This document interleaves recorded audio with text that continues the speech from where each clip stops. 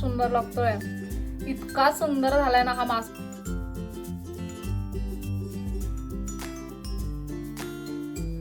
Hello friends, स्वागत आहे तुमचं पुन्हा एकदा बायसेस प्रणव चॅनल मध्ये। मी आहे प्रणव आणि तुम्ही आपल्या चॅनल मध्ये पाहता फूड, कुकिंग आणि ट्रॅव्हल रिलेटेड व्हिडिओज। सो आज आपण एक नॉन व्हेजिटेरियन रेसिपी घेऊन आलेलो आहोत, कारण सध्या आता श्रावण सुरू होत आहे आणि श्रावणामध्ये बरेच लोक नॉनव्हेज नाही खात, आम्ही सुद्धा नाही खात। सो आता नॉनव्हेज खायचे दिवस आहेत। आता आपण पटापट सगळ्या नॉनव्हेज रेसिपीज पाहणार आहोत। सो आजची रेसिपी थोडीशी युनिक आहे। तुम्ही ना पापलेट, सुरमई, हलवा हे मासे नेहमीच घरी बनवत असाल, पण आज आपण थोडासा वेगळा असा मासा घेऊन आलेलो आहोत आणि तो म्हणजे पापलेट सारखा दिसणारा सौंदर्य मासा। सौंदर्याचा मासा आपण बनवणार आहोत। मासा कसा दिसतो तो तुम्हाला पहिल्यांदा दाखवते आणि खूप चविष्ट लागतो हा मासा करायला। तुम्ही जर आतापर्यंत कधी हा मासा केला नसेल ना तर डेफिनेटली एकदा तरी करून पहा, कारण की खूपच टेस्टी आणि खूप अमेझिंग असा बनतो। खूप पटकन आपण तो बनवणार आहे। जनरली सगळ्यांना असं वाटतं की मासे बनवायचे म्हणजे खूप जास्त वेळ लागतो, पण असं काही नाहीये, मासे सुद्धा खूप पटकन होतात। आता आपण लगेच सौंदर्याचा मासा कसा दिसतो आणि तो कसा बनवायचा त्याची रेसिपी लगेच बघून घेऊया। चला तर मग लगेचच रेसिपीला सुरुवात करूया। आता इथे आपण हा मासा घेतलाय। या माशाला आपण सौंदर्याचा मासा म्हणतो किंवा आमच्याकडे थापीचा मासा सुद्धा म्हणतात। प्रत्येक ठिकाणी ना माशांना वेगवेगळे नावं असतात। तुमच्याकडे ह्या माशाला काय म्हणतात ते मला कमेंट करून तुम्ही नक्की सांगा। आमच्याकडे ह्या माशाला थापीचा मासा नाही तर सौंदर्य मासा म्हणतात। इथे हे दोन मासे आहेत, ते आपण छान असे क्लीन करून घेतले। त्याच्या पोटातली घाण आपण काढून घेतली।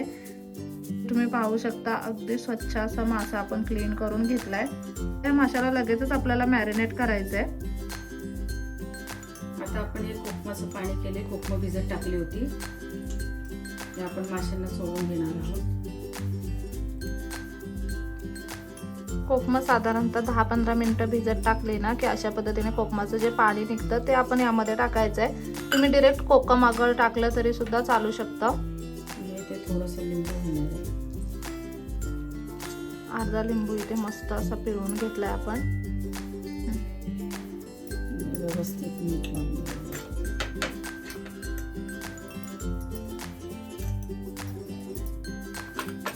हळद टाकायची इथे आपल्याला, कोथिंबीर, मिरची, आलं लसूण पेस्ट आहे ही। 1 चमचाभर इतकी ही पेस्ट आपण टाकून घेऊया त्यामध्ये।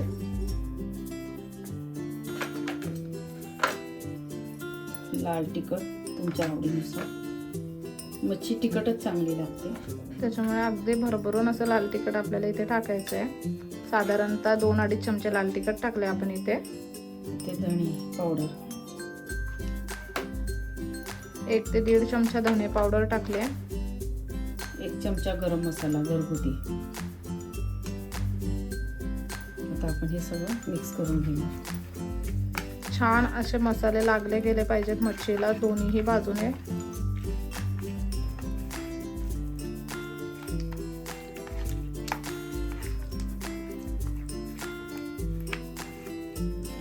मस्त मच्छी चोळून घ्यायची चांगली व्यवस्थित।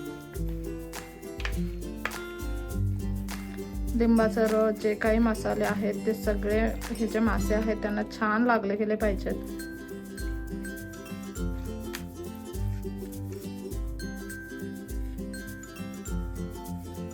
आता हे 10-15 मिनिटं मासे आपण असेच ठेवणार आहोत, मुरत ठेवणार आहोत। आता हे 10-15 मिनिटं छान असे मसाले लागले गेले पाहिजेत ना त्याला, मग मसाले अगदी छान असे मुरतात माशांमध्ये।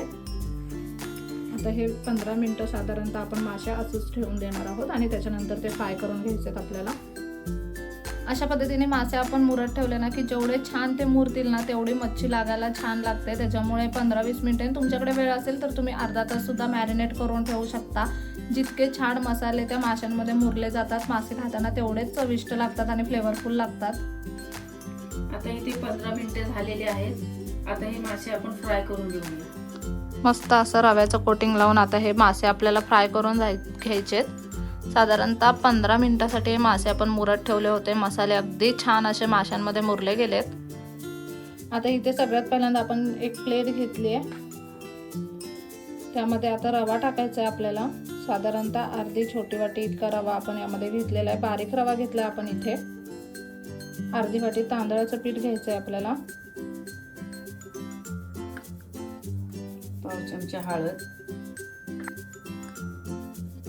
2-3 चमचे लाल तिखट, धने पावडर 1 चमचा, गरम मसाला 1 चमचा आणि मीठ चवीनुसार. आता हे सगळं छान मिक्स करून घेऊयात.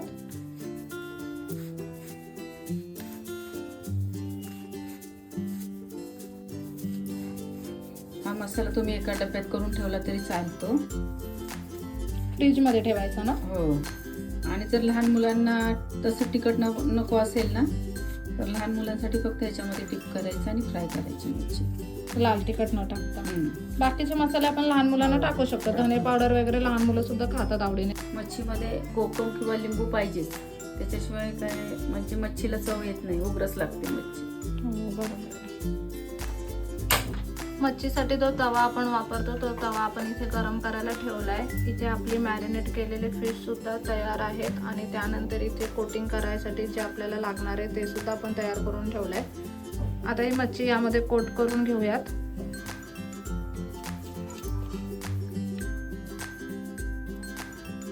एक एक पीस घ्यायचा आहे माशाचा आणि अशा पद्धतीने दोन्ही बाजूने छान असं कोट करून घ्यायचं आहे. त्यामध्ये आपण तांदळाचं पीठ टाकलंय ना, तांदळाच्या पिठामुळे मच्छी एकदम छान कुरकुरीत बनते.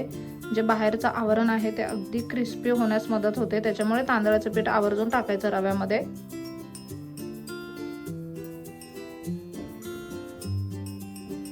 अशा पद्धतीने आता सगळे मासे आपण कोट करून घेऊया त्यामध्ये.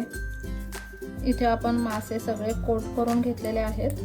आता इथे मासे आपण कोट करून घेतले. हा तवा घेतले, त्याच्यामध्ये आता तेल टाकून आपण हे मासे फ्राय करून घेणार आहोत. आता ह्याच्यावरती ना आपण तेल टाकून घेऊयात. अगदी व्यवस्थित तेल टाकायचं फिश फ्राय करताना. तेल हलकंसं गरम झालं की यामध्ये आता आपल्याला हे मासे सोडून घ्यायचे आहेत. एक एक करून माशाचं पीस यामध्ये सोडणार आहोत आपण.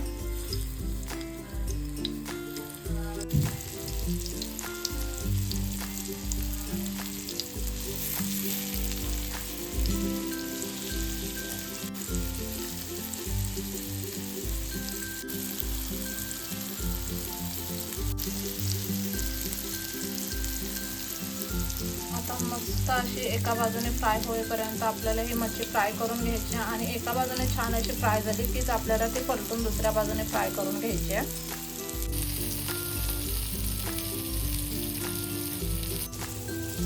आता ना आपण एका बाजूने हे फिश फ्राय करायला ठेवलं होतं. बऱ्यापैकी एका बाजूने साधारणतः 5 मिनिट ते आपण फ्राय करून घेतलेलं आहे. आता पलटून घेऊयात पहिल्यांदा आपण.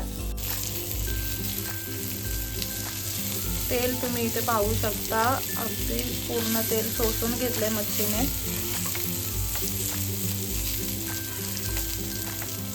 एकदम प्रॉपर असं रव्याचं कोटिंग झालंय. किती छान दिसते दिसायला. आता थोडंसं तेल आपल्याला इथे सोडून घ्यायचंय.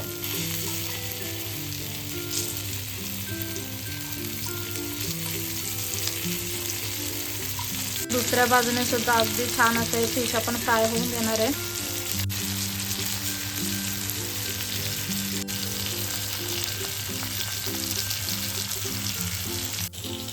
फिश ना फ्राय करताना सारखं त्याला आलटं पलट करायचं नाहीये. फक्त 2-3 वेळा त्याला आलटून पलटून फ्राय केलं ना की अगदी छान कुरकुरीत असं फिश फ्राय होतं. खूप वेळा तुम्ही त्याला सारखंच आलटत पलटत राहिलात ना तर मग ते मासे तुटून जातात. मग बऱ्याच लोकांची कंप्लेंट असते की मासे तुटतात वगैरे. तर तुम्ही ते जास्त वेळा आलटू पलटू नका. 2-3 वेळा आलटून पलटून फ्राय केले तरी मासे छान मस्त कुरकुरीत बनतात. अगदी मस्त दोन्ही बाजूने फिश छान असं फ्राय झालंय. त्यानंतर तुम्हाला फिश जितकं कुरकुरीत बनवायचं आहे ना तितकं तुम्ही अगदी बारीक असं गॅस करून त्यावरती ठेवू शकता. इथे तुम्ही पाहू शकता कुठेही मासा तुटलेला नाहीये. अगदी छान प्रॉपर असं कोटिंग माशाला झालेलं आहे. एकदा मासा शिजला ना की तुम्ही कसंही हलू शकता. मग एकदा मासा शिजल्यानंतर तो अजिबात तुटत नाही. आता आपण ह्याला 5 मिनिटं कुरकुरीत करायला ठेवणार आहे. त्याच्यानंतर आपली मच्छी तयार नाही. फिश ना आपल्या दोन्हीही बाजूने एकदम छान प्रॉपर असं फ्राय झालेलं आहे. आता फक्त त्याला आपण साधारणतः 4-5 मिनिटं अगदी बारीक गॅसवरती कुरकुरीत होण्यासाठी ठेवणार आहे. फिश ना वरून कुरकुरीत लागला, आतून सॉफ्ट लागलं की ती खाण्याची मजाच वेगळी असते. आणि कुरकुरीत फिश होण्यासाठी एक लक्षात ठेवायचं, गॅस एकदम बारीक करायचा, खूप जास्त बारीक गॅस करायचा आणि 5 मिनिटं त्याच्यावरती ते मासे तसेच ठेवून द्यायचे. अगदी छान आउटर लेअर ना खूप छान क्रिस्पी अशी बनते. आता 5 मिनिट हे मासे असेच आपण ठेवून देऊयात आणि लगेचच हे मासे खाण्यासाठी तयार आहेत. आपण त्यांना लगेचच सर्विंग प्लेटमध्ये काढून घेणार आहोत. अगदी छान गरमागरम असे हे मासे बनून तयार आहेत. लगेचच ह्या माशांना आता सर्विंग प्लेटमध्ये काढून घेऊयात. गॅस आता इथे बंद करून घ्यायचा आहे आणि लगेचच मासे आता आपण सर्विंग प्लेटमध्ये काढून घेणार आहोत.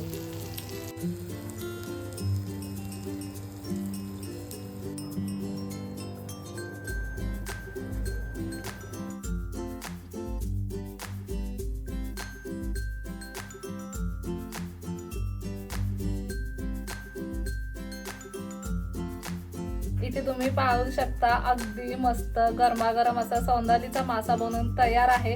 खूप छान, खूप सोप्या पद्धतीने अगदी इन्स्टंट असा आपण तो बनवलेला आहे. लगेचच आपण ह्या गरमागरम माशाला आता टेस्ट करून घेऊयात. छान असा कांदा आणि लिंबू सुद्धा घेतलाय सोबत. मस्त असं लिंबू पिळूयात सगळ्यात पहिल्यांदा माशावरती आपण. खूप छान दिसतोय दिसायला. ह्या माशाला ना काटे सुद्धा कमी असतात, खूप काटे पण नाही आहेत माशाला. खूप छान शिजलाय आतून.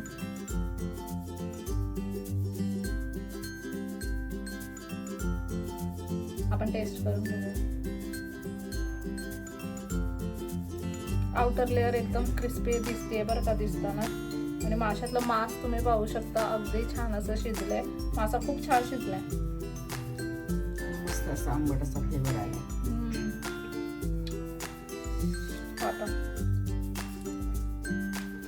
खूपच सुंदर लागतोय.